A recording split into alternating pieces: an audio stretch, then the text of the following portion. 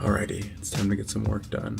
I'm tired, but I'm gonna do some breathing and then get back to work. So the name deep work implies exactly what I'm doing in this time period, but I want to explain why it's so important and why I do it so early. So, what is deep work? Deep work is uninterrupted, completely focused, intentional work on the most essential tasks that can be completed in a specific time frame. It is not a time period where I'm setting a far out goal like creating a research paper. Instead, this time is for acting on the smaller tasks that make up that larger project, such as creating an outline, writing the introduction, writing down top of mind sources that I would want to use in the research paper. The goal here is to apply pressure to the levers that will most greatly move me toward my intended goal. Aside from just doing the work that actually matters, it's important not to use the internet. There's a lot of statistics on how often we're interrupted by our phones. It's pretty clear that I need to create an environment where I'm not going to be distracted, as we're living in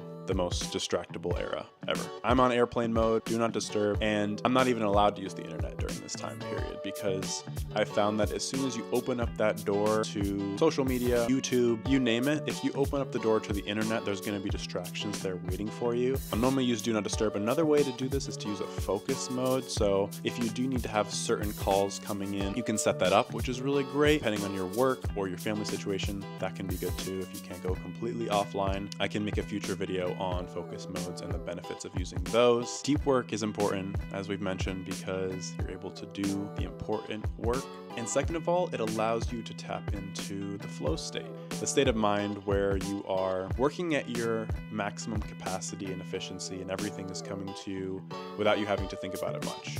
You know, it's when the hours go by and you don't even know that the time has passed. This can happen a lot of time with athletes, surfers, skateboarders. It doesn't matter what sport you're playing, you can enter that state where everything is just clicking and you don't have to think, you just do.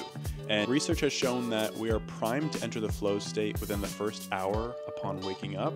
So that's another reason why I do the deep work session as early as I can. There's also research to show that the activity that we do first when we wake up is something that's going to constantly release dopamine later in the day. Another important reason why getting up at 5 and 5:30 and having these windows be consistent is related to the circadian rhythm. Your circadian rhythm is set by when the sun rises and when the sun falls. Your body is really in tune with this. So if you're going to bed at different times of day, this is going to really interrupt your circadian rhythm, and that's going to affect a lot of your hormones, and downstream of your hormones is going to be how you feel and how you function. It's going to affect your performance. So for me, getting up at the same time and trying to go to bed at the same time every single day is of utmost importance. Not something I do all the time, but the goal is to be going to bed and waking up at the same time every day. Of course, I do listen to my body as well. If I've had a really hard workout or I've pushed myself mentally, I'm going to listen to myself and I'm going to sleep more or do whatever I need to get myself on the right track. Thank you so much for watching. Again, please don't forget to subscribe. Comment what you want to see on the channel too. Lots in store, but I would love to hear what your thoughts are as well. Have a blessed rest of your day. Peace.